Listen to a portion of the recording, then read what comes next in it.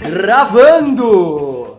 Olá a todos, bom dia, boa tarde ou boa noite. O meu nome é Lucas e este é o Subsonoro, um podcast de psicologia, ciências sociais e cultura. Ao meu lado, senhoras e senhores, Jean. Olá a todos, tudo bem com vocês? Tranquilo, Jean. Como que vão as coisas? Voltou um pouquinho de calor, mas aí a gente tá com o ventilador. Fora isso, tá tudo ótimo, sim. Tá bem. Então hoje vocês vão escutar, como viram aí, o 7º episódio desse programa. Tá bem legal o programa, então espero que vocês gostem. Antes da gente começar, a gente tem alguns recadinhos rápidos. 3, na verdade. O primeiro deles, que é o de praxe. Todas as referências que a gente usou para fazer o programa vão estar na postagem para vocês irem atrás. E vai atrás, porque isso dá trabalho. Às vezes eu fico pensando se tem uma pessoa que lê a nossa referência. Assim. Não só porque dá trabalho, mas porque são boas referências também. Sim, pô, a gente quer divulgar coisas assim, né? Isso. Outra coisa também que aconteceu foi que no dia 31 de março, nós estamos gravando esse programa dia 4, no dia 31 de março foi um marco de 55 anos do golpe militar no Brasil, de 1964. Nós fizemos um tweet lá no nosso Twitter sobre isso e, de todo jeito, fica como recomendação o nosso primeiro episódio, no qual a gente falou um pouco sobre a violência que o governo militar exerceu não só contra os seus opositores políticos, mas também contra populações minoritárias. No nosso caso, a gente falou do exemplo dos índios Krenak. Além disso, fica recomendado também, vai estar nas referências, um vídeo do canal Nerdologia, do programa Nerdologia de História, que é apresentado pelo Felipe Figueiredo, do Xadrez Verbal, e é um vídeo sobre a diferença entre golpe e revolução. É interessante porque ele trabalha conceitualmente essa diferença na historiografia, e são vídeos muito curtos e didáticos, assim, vale a pena, aliás, seguir esse canal inteiro, assim, tem muita coisa legal aí. Por último, antes de começar o episódio, a gente tem uma novidade que a partir deste programa, quem nos acompanhar no YouTube vai poder escolher também escutar a gente nos blocos que a gente deixa separado pelas vinhetas de música no programa corrido. Então a gente vai, além de postar o episódio completo, com, sei lá, 1 hora e 20, 5 horas, quanto for, a gente vai separar os blocos também e postar em vídeos diferentes. Tá bom? Espero que assim fique tranquilo também para quem não está acostumado a escutar podcast no Castbox, no SoundCloud, quem nos acompanha mais pelo YouTube.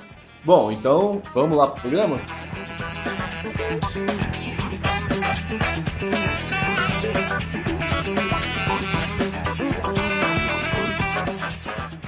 As religiões fazem parte da cultura e da humanidade desde que a gente se conhece por gente. Muitos chegaram a dizer por conta disso que o contato com uma dimensão divina, transcendente, espiritual, chame como você quiser, faz parte até da natureza humana. Desde as civilizações do que a gente chama de tempo das cavernas, hoje em dia, já havia sinais de que eles tentavam se comunicar com uma outra dimensão da vida, que não fosse só a da realidade material. E, naturalmente, hoje em dia também isso continua. No entanto, ao longo da história, não é, Jean? A religião, que nem a gente disse no episódio passado sobre os detetives, ela foi deixada um pouco de lado porque a ciência assumiu o lugar mais importante da explicação do mundo. Exatamente. Eu usaria o termo de hegemonia para descrever o que aconteceu. Assim. A religião ela era hegemônica nos modos de pensar anteriores à modernidade e passou a ser não hegemônica, ou perdeu a hegemonia para o discurso iluminista e racionalista, assim, um discurso que acabou não precisando de Deus para os argumentos. O que aconteceu? O Hobsbawm ele vê isso como uma consequência do que ele chama de dupla revolução a partir de 1789, que teve a Revolução Francesa e teve a Revolução Industrial. Essa dupla revolução mudou muito os modos de vida das pessoas e acabou gerando uma secularização das ideologias e dos comportamentos políticos. Certo? Um caso que ele acaba descrevendo, que é bem ilustrativo disso, foi quando Napoleão perguntou para o Laplace onde que na mecânica celeste dele se encaixava Deus. E o Laplace respondeu, senhor, não tem necessidade para tal hipótese.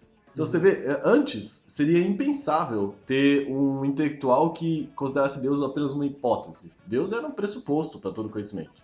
A partir de então, Deus passa a ser, digamos que, se não excluído totalmente, colocado como periférico em relação à linha argumentativa. Então, o que aconteceu? Não é que a religião tenha deixado de ser comum. Na verdade, é um fenômeno de massa até hoje, né? A gente vai falar mais sobre isso. Mas, apesar de, quantitativamente, o número de pessoas religiosas ser muito maior do que o número de pessoas não religiosas, acontece que as ideologias seculares elas acabaram adquirindo hegemonia e se impondo às ideologias religiosas. O Hobsbawm usa a metáfora biológica para isso, né? A metáfora de genes recessivos e dominantes. As ideologias seculares passaram a ser dominantes. Se tem mais genes recessivos, mas tem só um gene dominante, o fenótipo continua sendo dominante. A mesma coisa seria para o contexto cultural. Assim, a ideologia secular conseguiu se impor e conseguiu colocar uma separação da religião das outras esferas da política. A religião passou a ser relegada para a esfera privada e não mais para a esfera pública. Isso. Outro exemplo bem famoso desse certo lugar que a ciência tomou, que antes era da religião, a própria queda do geocentrismo, dando espaço ao heliocentrismo, que tirou o planeta Terra do centro do mundo e colocou o Sol como centro do mundo, que depois ia ser descoberto que estava longe de ser, né? Porque ainda estava na galáxia e tal. Mas isso foi um grande impacto para um discurso da Igreja Católica, principalmente, que considerava que a Terra era o centro do universo e que todo o universo girava em torno dela. De todo jeito, é outro exemplo para mostrar como tem essa troca no poder de explicar o mundo, da religião para a ciência. Mas como o Jean disse antes, a religião não só a religião e as religiões, afinal de contas, são muitas as formas de você se relacionar com o transcendente, de você se relacionar com o que é divino, com o que é desconhecido, com o que não é material. As religiões, elas ainda são muito importantes na vida das pessoas hoje em dia, no século XXI. Para vocês terem uma ideia, no último censo do IBGE sobre isso no Brasil, 90% dos brasileiros declararam que tem alguma religião. Então é algo absolutamente presente na nossa vida, e não só no sentido de ter uma religião, né, de dizer que é religioso ou não. Não é só isso. As pessoas participam dos cultos, as pessoas celebram, participam dos eventos promovidos pela religião, seguem os hábitos e costumes dos vários tipos de religiões, e isso exerce um papel muito importante na vida de quem assume essas perspectivas, essas religiões, porque dá significado a diversos tipos de eventos da vida, desde eventos felizes até as dores, até a própria relação com o tempo, então o que é esperar, o que é ansiedade, o que não é. E também a religião ela é uma importante fonte de significados e símbolos para as experiências de sofrimento. Mais para frente a gente vai falar como isso tem a ver com a psicologia, que também se ocupa com cuidar do sofrimento dos outros. Mas por enquanto a gente vai se ater ao fato de que a religião é um conjunto de conhecimentos sobre o mundo. É um saber sobre a realidade que organiza a vida.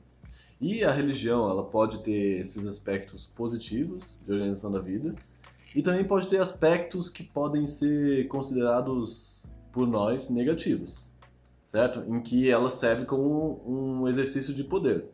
Que é o seguinte, toda relação com o conhecimento do mundo pode ser uma relação que leva à liberdade ou pode ser uma relação que leva à obediência, à subserviência e a um fechamento das experiências. A religião pode ser esse conhecimento, a ciência também pode ser esse conhecimento. De todo modo, quando a relação com o conhecimento ela serve à dominação e à obediência, esse conhecimento é colocado como uma verdade absoluta, como algo que não admite nenhum questionamento ou debate, como um conhecimento que já está fechado e encerrado sobre o mundo.